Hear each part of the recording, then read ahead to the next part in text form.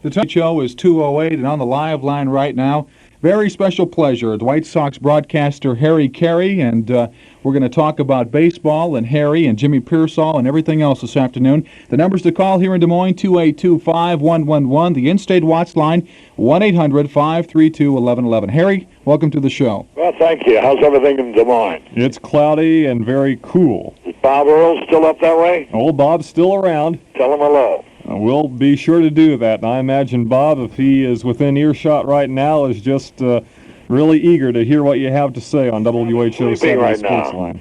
He probably hasn't gotten up yet. That may be true. That may be true. Well, we'll let Bob worry about that one. Harry, I've wondered, how did you ever get started in broadcasting anyway? Oh, it's such a long story. I just wrote a letter, and I thought that I could broadcast better than the guy I was listening to in St. Louis, and for some strange reason, I sent the letter to the man's home rather than to his office. If I sent it to his office, I would have gotten a farm reply, and I'd probably maybe be making about $10 million a year selling something. Instead, I sent it to his home, and he got home, went through the mail, and saw this letter from this brash kid, and something about it appealed to him. And he called me in, and they arranged an audition, and then he told me he liked the excitement in my voice, and that he thought that if I were willing to gamble, he thought I'd be successful. And he promised me that he'd get me started someplace, but after that I'd be on my own. That guy's name was Merle Jones. He later went on to go to New York for CBS. He became the third largest stockholder in the Columbia Broadcasting System. Only William Paley and Dr. Stanton held more stock than he did. So that's how I got started. He got me started in Joliet, Illinois. Then I went to WKZO in Kalamazoo, Michigan, which was owned by John Fetzer, who now owns the Detroit Tigers.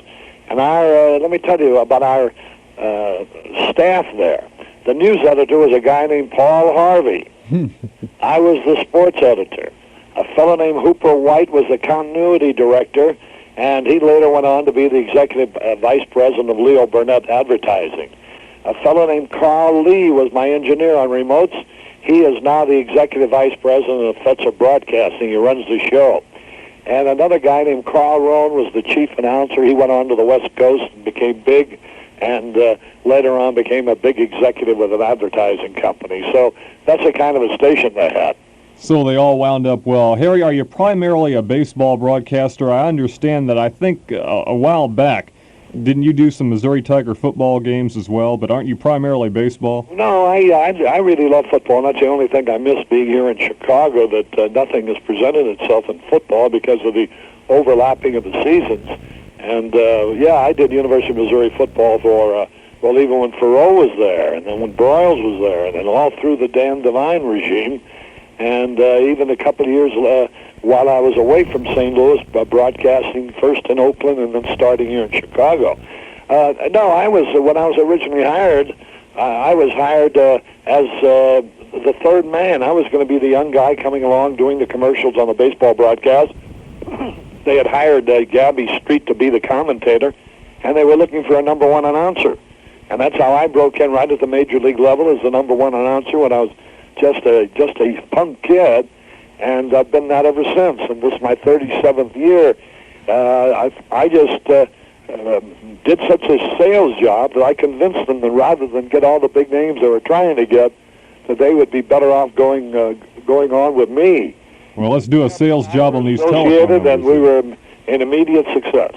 Let's do a sales job on these telephone numbers, Harry. 282-5111 is the Metro line to talk to Harry Carey. 1-800-532-1111, the toll-free Watts line for the state of Iowa. Let's go ahead and get to the phones. Good afternoon. You're on Saturday Sports Line with Harry Carey. Hello. I'd like to talk to Harry. Yeah. How are you, sir? Fine, Harry. I know you, and I want to ask you a question that I think might be interesting to the public. How do you compare these days to the good old days back in St. Louis? Oh, I love Chicago. Is that what you're talking about? Yeah, actually. Oh, well, the people in Chicago are the same as the people in St. Ouis, but there are many more of them.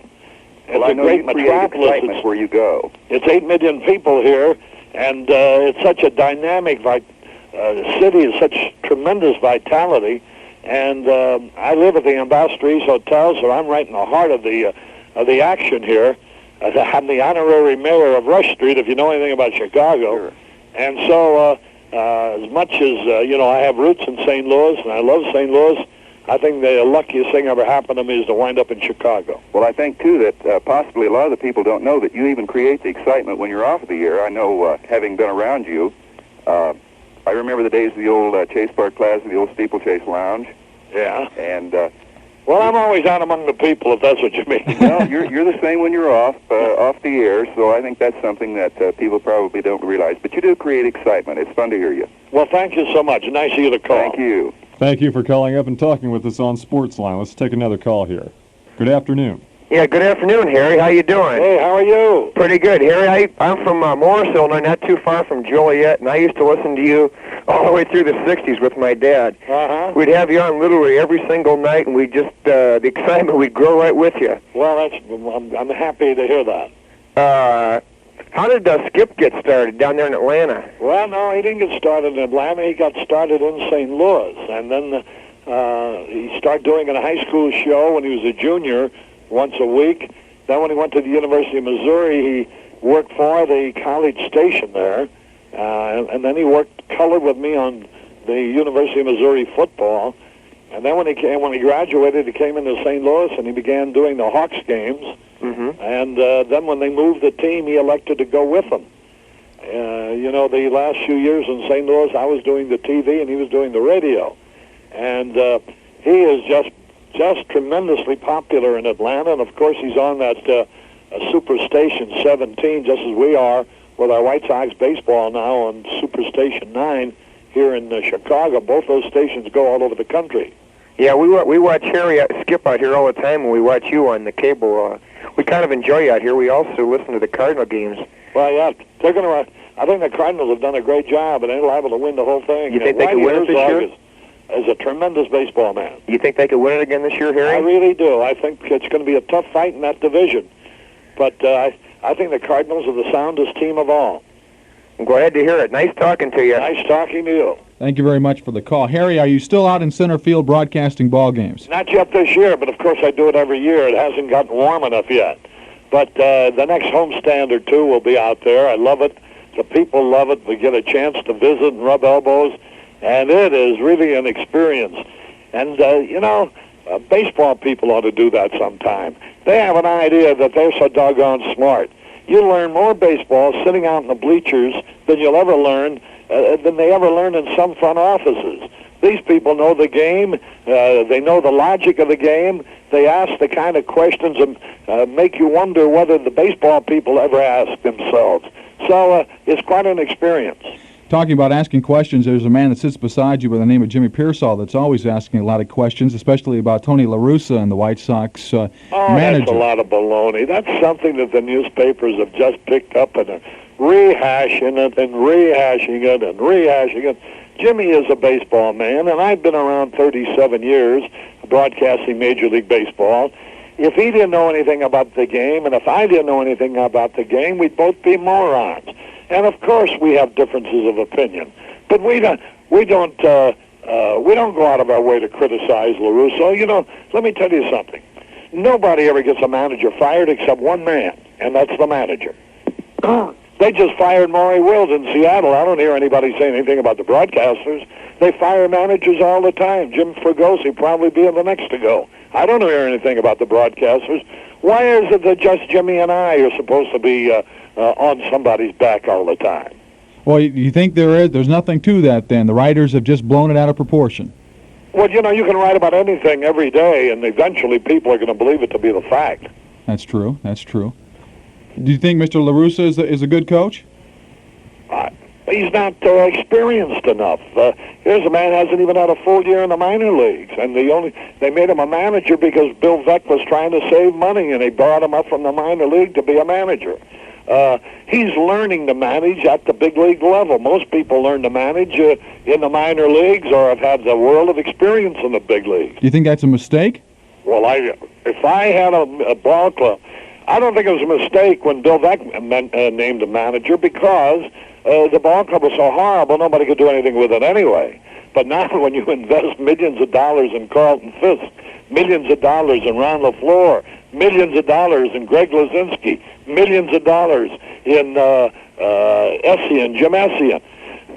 Now, when you got all these millions of dollars invested, you better have a manager that can get the most out of everybody. And I think maybe if La Russa, gets just a little of confidence, I think the big problem is that he doubts his own talent. Harry, back to the phones. Let's go down memory lane with this caller. Good afternoon. You're on Saturday Sports Line with Harry Caray. Hello, Harry. Hello, sir. I've been a fan of the Dodgers and Pirates and Braves that goes back to the 55, 56 World Series and the 59 World Series.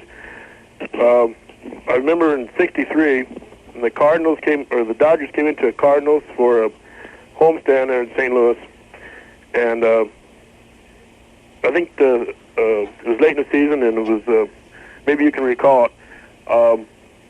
I think Cardinals were tied for first place with the Dodgers. No, the Dodgers came in and whipped them 3 games straight. No, they had moved. They had won something like 18 out of 20 and then moved to within a game or so of the Dodgers. Right. Dodgers came in for a three-game series, one of the most exciting series ever played, and swept all 3 games. Right.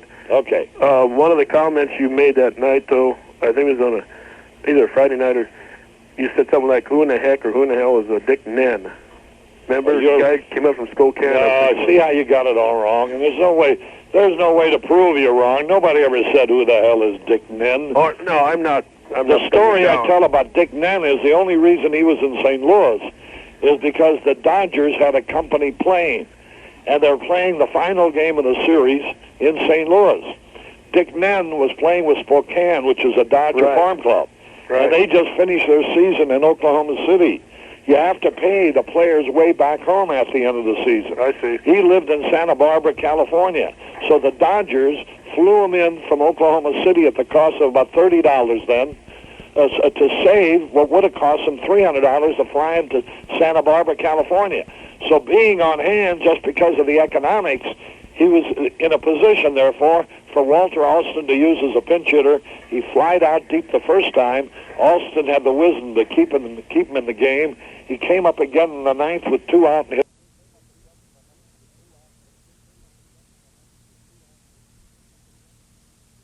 A window on the world of sports. Yours with WHO Saturday Sports Line.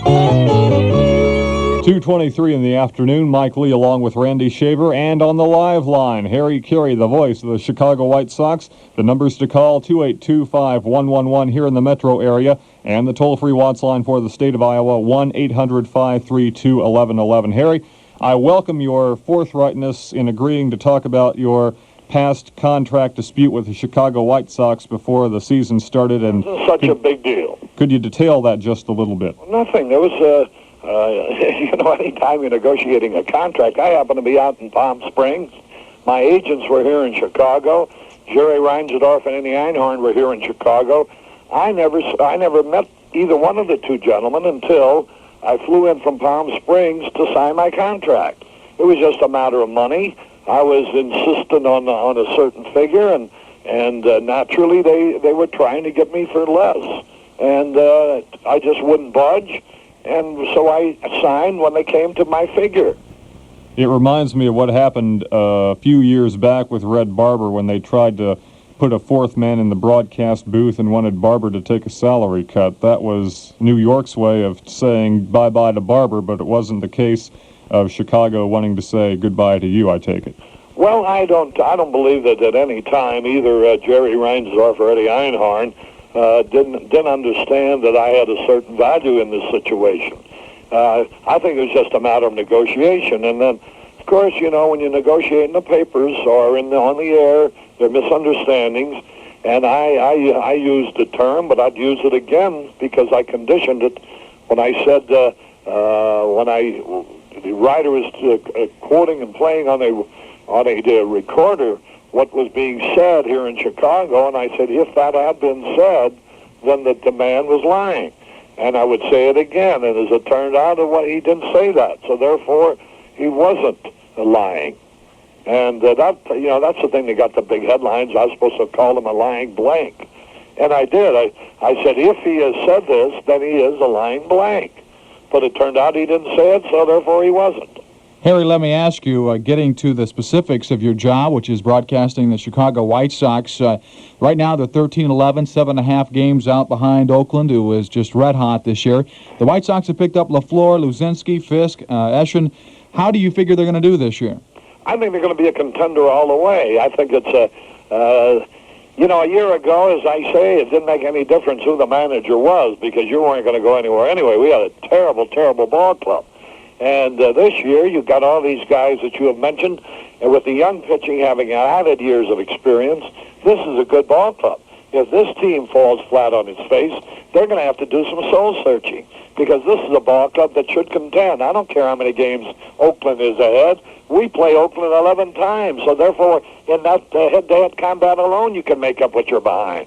You know, the season is just a mere pup. You got a long way to go. Things happen. People get hurt. Nobody knows what the future is going to bring to the Oakland Ball Club or to anybody else. But I know this. The White Sox Ball Club on paper, with their pitching and everything, looked to me like a better ball club than Oakland. But just consider for a moment, what made Oakland? 2 years ago, before Billy Martin, the very same ball club that finished second last year was a dead last without Billy Martin and had won only 56 games and drew 300,000 people. The smart thing that Charlie Finley did, as it turns out, the players he got in trades are all the same players that Billy has in first place now. But what people forget was that before Billy came along, those very same players were in last place. So the only change was Billy Martin. Now, Billy Martin's got to be the greatest manager of all time. Look at his track record. Everywhere he goes, he enters a situation where it's a loser, and he immediately turns it into a winner. He did it in Minnesota. He did it in Detroit. He did it in New York. He did it with the Rangers, and now he took over a bad place ball club, and in one quick year turned the very same personnel from a terrible ball club into a team that finished second and actually outplayed Kansas City over the last 2 months a year ago. Now they're far out in front, and you got to just point the finger to Billy as being the difference. Harry, we have a caller on the line. Go ahead. You're on Saturday Sports Line. Harry? Yeah. The Seattle team, why did they fire Maury Wills? Was he good enough, or did they have enough experience? Well, maybe experience might have been, although Maury had so many years under his belt playing, experience handling men, but then he did do that during the winter season. He managed ball clubs in Mexico and Puerto Rico. But did you ever hear of a general manager who fires himself? No, Well, if a general manager has done a lousy job, who's the fall guy? The manager. Probably. Well, the general manager, Dan O'Brien, fired Darrell Johnson. Darrell Johnson had done a tremendous job taking an expansion ball club. Well, who in the world is going to take an expansion ball club and win the pennant with them? I don't know. So you got to give a man a chance. Yeah. Well, Darrell Johnson each year was developing the ball club to a point of added strength. And as soon as Dan O'Brien took over from Lou Gorman, he promptly fired Darrell Johnson. Now he fires Maury Wills. Well, if Maury Wills was such a bad manager, O'Brien, the general manager, ought to take the blame for it because he's the guy who named him. Okay, now another question. How do you think the Chicago Cubs will come out with El Fatano? Well, I hope Joey stays on. I don't think it's his fault. He just doesn't have any talent.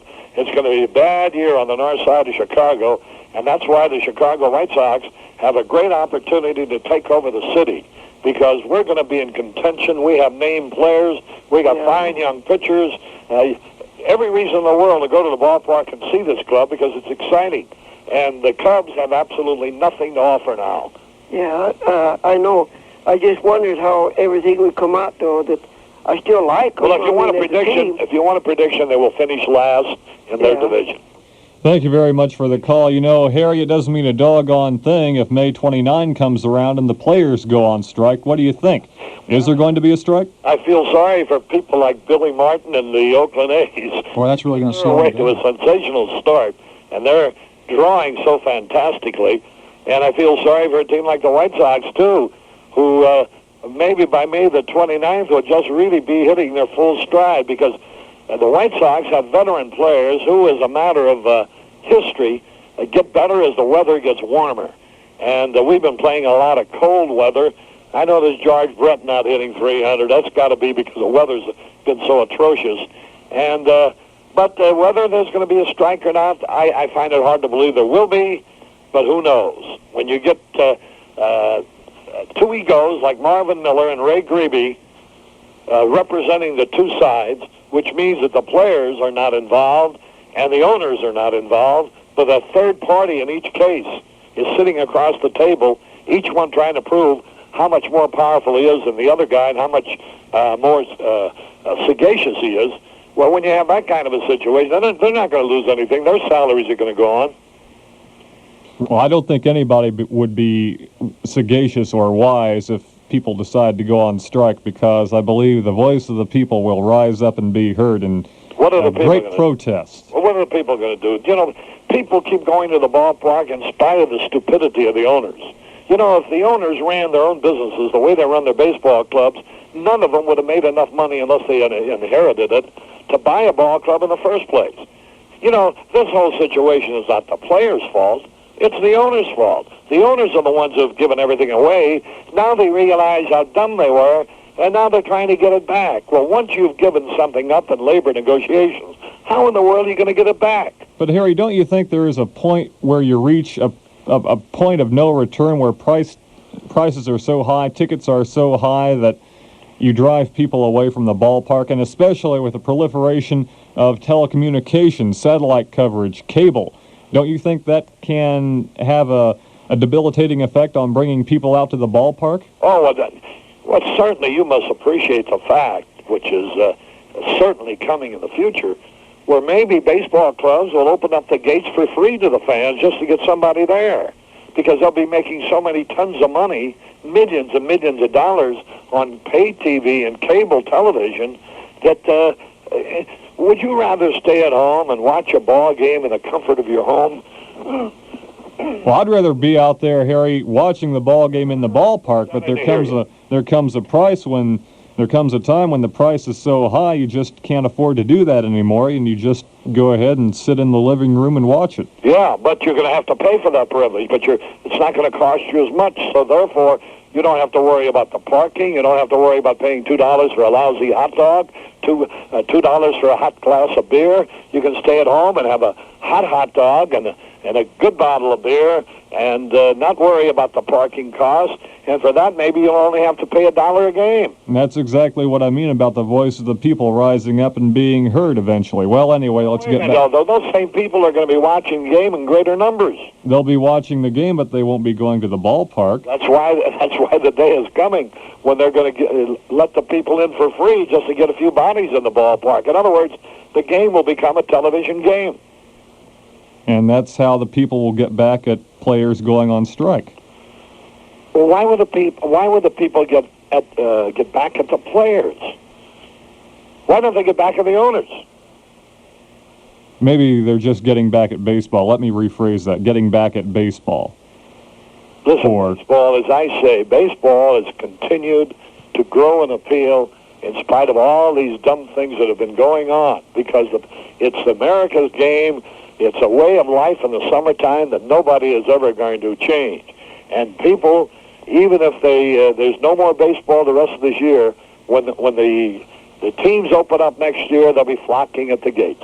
Well, let's get to the phones, Harry. Good afternoon. You're on Saturday Sports Line. Hello, Harry? Yes, sir. How are you? Well, pretty good. How about you? Oh, real good. I'm up here in northwest Iowa, where I've lived most of my life. And how's the weather? Pardon? How's the weather? Oh, it's pretty nasty today. It's not like May at all. It's more like early April or late March. But we got a good day in Chicago today. Is that right? It's yeah. nice out there? Yeah, beautiful. Oh, that's good. But when I was a kid, I used to spend hours listening to you on the radio when you were with KMOX. Oh, yeah.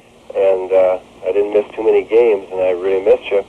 And what I wanted, well, when you left St. Louis, there were a lot of stories, and a lot of wild ones, a lot of different ones, and I'll be happy to discuss that. Pardon? Would you? Sure. Yeah, I'd like to hear, if it's not too personal, just what the true story is, and you don't have to tell us all about it. Oh, I can tell you all about it. Okay, Harry. All right. Well, the rumor was that I was breaking up the marriage of a 28-year-old billionaire stud heir to the brewery who was married to a 23-year-old beautiful starlet-type girl from Southern California. Well, let me tell you something. I was so flattered at that rumor, I even refused to deny him. I'd rather take a chance getting fired knowing I could always get a job and have people believe that little Harry, who was then about 46 years old, could break up the marriage of a billionaire who's now chairman of the board of Anheuser-Busch at age 40. He then was, what would that be, 12 years ago? He's around 28 years old. And his wife, who's since been divorced, she was only 23 years old. Well, you know, how ridiculous can that be? But I thought if people believe that, why should I deny it? I'd rather, the ego was such, I'd rather have people believe that than lose my job knowing I could get another one than not believe it. But that's about the gist of it. Okay, thank you so much for the call, and I think you've answered the question quite sufficiently, Harry. Okay, thank you. Good afternoon to you. Harry. Yeah. Say, Harry, I heard you on Chicago Station last Monday night. You discussed the Big Ten situation with this fellow Wilson. Have you found out any more since that time? No, I just go by what I'm reading in the paper. Everybody seems to be so embittered. But the only question I keep asking is, why does it always happen at the University of Illinois? There must be something wrong with their administration. Other schools don't run into this trouble constantly. They do at times. But for the University of Illinois, that's 3 times now, a major scandal like this since 1960. Now, if you read the sanctions of the Big Ten, and I got to believe that they're honorable people, that they wouldn't fabricate lies.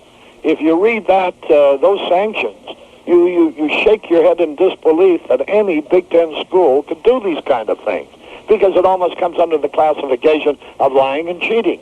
But now the University of Illinois, they get all hot and bothered when you say that on the air, because they say it's not true at all. Well, I know one thing. Both sides cannot be telling the truth. Somebody's got to be lying. Now, I don't know who it is. That's why I try to present what both sides say. But I do give my opinion, and I can tell you this. There is no way you can drastically contradict the statement of somebody else and not have somebody between the two of you lying. Okay. Thank you, Harry. Thank you very much for the call. Harry, I wish that we were doing Saturday Sports Line on a nighttime basis because our signal carries out a little bit more. You talk about the Illinois situation. We will be having Lauren Tate, a Champaign, Illinois sports writer, on the air between 4 and 5 this afternoon to talk about the Illinois side of the controversy, and then Thomas Anton, the University of Michigan faculty representative, to give the Big Ten side. So I wish you could be around to hear that. I talked with Lauren Tate myself. I have a talk show on WBBM at 6:30. Monday through Friday, and so I talked with him because I had given my viewpoints the night before, and I figured he being in Champaign-Urbana and being very much with the University of Illinois, which perhaps might sort of handicap his objectivity, but at any rate, he gave me their side of it, and this is the conclusion we both came to, that somebody's not telling the truth. Well, Lauren will have a chance to quiz Thomas Anton of the University of Michigan when he's on the air from 4 to 5, so it should be interesting. Yes, it certainly should be. You know one thing about it. When you join a club, any club, you accept their rules. Now, if you're not going to follow their rules after you become a member of the club, you should either get out of the club yourself or be kicked out of the club by the other members. Now, if the University of Illinois accepted the Big Ten rules, they certainly can't scream because one of the rules handicaps them or penalizes them. Because when they join the Big Ten, as a member of the Big Ten, they're supposed to follow the rules. That's right. Harry, we got a caller on the line from Iowa City. Go ahead, you're on Saturday Sports Line. Hi, Harry. It's a pleasure to get a chance to speak with you. How are you, my friend? Fine, thanks. Good. Say, Harry, I've been listening to you now for about 20 years. When I was just a kid, my dad and I had listened to you almost every summer night. Good. And I follow the Sox now on WBBM, and I agree with everything you say about Lewis. I have a chance to get in. I go in 2 or 3 times a year from Iowa City to watch the Sox. And I tell you, I really love listening to you and Jimmy Pearsall. I really think he knows what he's what he's doing. He knows what he's talking about. I just enjoy him. I do too. I really do. What do you think the future holds for the Sox with Reinsdorf and Einhorn? Oh, I think that's the best thing that's ever happened. You know, we all love Bill Veeck, and he's a remarkable human being, but Bill couldn't compete. He didn't have any money. Right. Now we suddenly have 2 young guys, both of whom made big fortunes by themselves, getting involved in the baseball. They're the general partners, although they have a lot of other investors.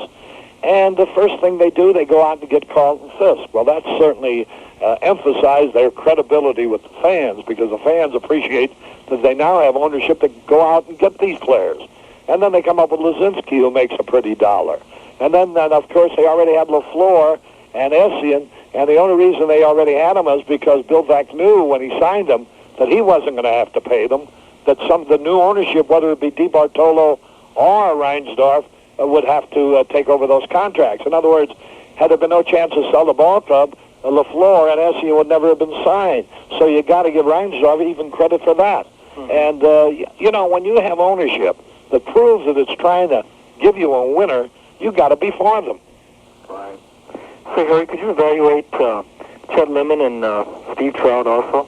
Oh, Steve Trout's an outstanding young pitcher. I think Chet Lemon, who's only 26 years old, you know, a lot of rookies are coming up at that age, and he's been around now for 6, 7, 8 years. And he's a outstanding center fielder, one of the better ones in the game. He always hits around 300. I think he could hit a lot more and be much more productive if he get it back a little farther in the batter's box, because they jam him with the fastball that he hits off his fist. But he's headstrong about it. He thinks that he hits well enough, and he certainly has the credentials to prove it. You know, not too many guys hit as much as 300. Right. So there's just one other thing I'd like to say is I will not watch a baseball game on TV. If I'm going to watch a game, I want to be there. Yeah. And that's the way I feel about it. Well, you'll always have that opportunity because they can't raise the prices. They're going to. I'd go in anyway. Yeah. Okay, it's nice talking to you. Well, thank you very much for calling us up and talking with us on Saturday Sportsline this afternoon. Well, Harry, that's chalk up 1 vote in your favor.